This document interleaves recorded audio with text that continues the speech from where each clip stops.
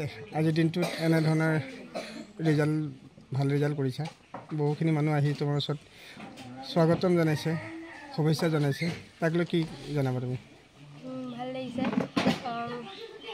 মানে ভালে লাগিছে আৰু কাৰণ মোৰ পিতৃয়ে সৰুৰ পৰা বহুত কষ্টৰে মোক পঢ়াইছে আৰু মই ভবা মতে ৰিজাল্টটো পাই মোক ভাল লাগিছে। পৰিয়ালৰ কেনে অনুভৱ? সকলোৱে মোক শুভেচ্ছা জনাইছে, তেওঁলোককো ভাল অনুভৱ হৈছে। স্কুলৰ নামটো কৈ দিয়ে। মোৰ স্কুলৰ নাম আদৰ্শ বিদ্যাপীঠ ভোলাগুৰি। পঢ়াৰ ক্ষেত্ৰত মোক প্ৰত্যেকজন টিচাৰে পঢ়াৰ ক্ষেত্ৰত গুৰুত্ব প্ৰদান কৰিছে। পঢ়াৰ ক্ষেত্ৰত কিমান সময় তুমি অতিবাহিত কৰিছিলা? মই এনেইতো ইমান বেছি দেৰিও নপঢ়োঁ, কিন্তু যিমানকণ সময় পঢ়োঁ ভালকৈ পঢ়োঁ।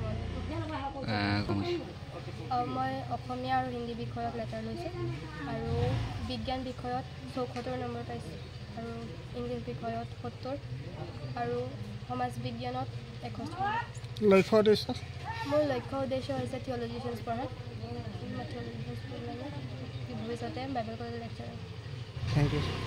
যিহেতু আজি অসমত হাইস্কুল শিক্ষান্ত পৰীক্ষাত যিটো ফলাফল আমি লাভ কৰিছোঁ ইতিমধ্যে, আৰু মোৰ ভতিজীয়েও সুন্দৰকৈ পাছ কৰিছে আৰু তেওঁ ফাৰ্ষ্ট ডিভিজন আৰু 2টাত লেটাৰ সহ লৈ সুন্দৰৰূপে উত্তীৰ্ণ হৈছে। তাৰ বাবে মই শুভেচ্ছা জ্ঞাপন কৰিছোঁ, যাতে তেওঁৰ ভৱিষ্যত উজ্জ্বল কামনা কৰিছোঁ।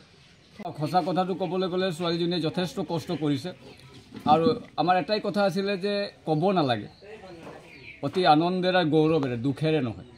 এটা কথা ক'ব বিচাৰিম, মোৰ এই সন্তানগৰাকী যেতিয়া 3 বছৰ আৰু মই যেতিয়া স্কুলত লৈ যাওঁ, হয়তো মোৰ ঘৰত সেই সময়ত খাবলৈ নাই। আৰু ঘূৰি আহোঁতে ছজিনা শাক দেখিছে আপোনালোকে? বাটৰ গছৰ পৰা ছজিনা আগ মানে ছিঙি আনি ঘৰত বনাই আমি খাওঁ। তেনে এটা পৰিৱেশ আছিল। আজি হয়তো কিছু আমাৰ পৰিৱেশবিলাক সালসলনি হৈছে। তেনে এটা পৰিৱেশত আমি গঢ় দিছিলোঁ আৰু ছোৱালীজনীয়ে সেইকাৰণে আমি বাধা দিছিলোঁ যে তুমি ইমান সময়লৈকে অধ্যয়ন কৰিব নালাগে। প্ৰায় ৰাতি 2টামান বজালৈকে তাই অধ্যয়ন কৰে। স্কুলক ধন্যবাদ জনাইছোঁ, তেওঁলোকে স্কুলৰ যিটো নেকি অলৰেডি ফৰ্ম ফিল আপ হৈ যোৱাৰ পিছত ছাত্ৰ ছাত্ৰী আচলতে ঘৰত থাকিব লাগে, কিন্তু যিখন বিদ্যালয়ত পঢ়ি আছিলে আদৰ্শ বিদ্যাপীঠ, বিদ্যালয়ৰ সমূহ শিক্ষকক, প্ৰধান শিক্ষয়িত্ৰীক মই ধন্যবাদ জনাইছোঁ, কণিকা বৰা মিছগৰাকীক, যিহেতু তেওঁলোকে নাইট ক্লাছো কৰিছিলে। ৰাতি তাইক আনিব লগা হৈছিলে।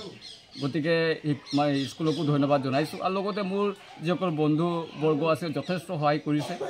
থোৰতে মই মোৰ বন্ধু আমাৰ ভাতৃ আমাৰ অমিত নাগৰ কথাকো মই ক'ব বিচাৰিম। এই পঢ়াৰ ক্ষেত্ৰত যথেষ্ট তেওঁৰ অৰিহণা আছে। মোৰ ভাই অমনৰ যথেষ্ট অৰিহণা আছে আৰু লগতে আমাৰ যি সমাজখনৰো আশীৰ্বাদ মোৰ সন্তানৰ ওপৰত থকাৰ কাৰণে আজি এই কৃতিত্ব বা সুফল আমি লাভ কৰিবলৈ পাইছোঁ।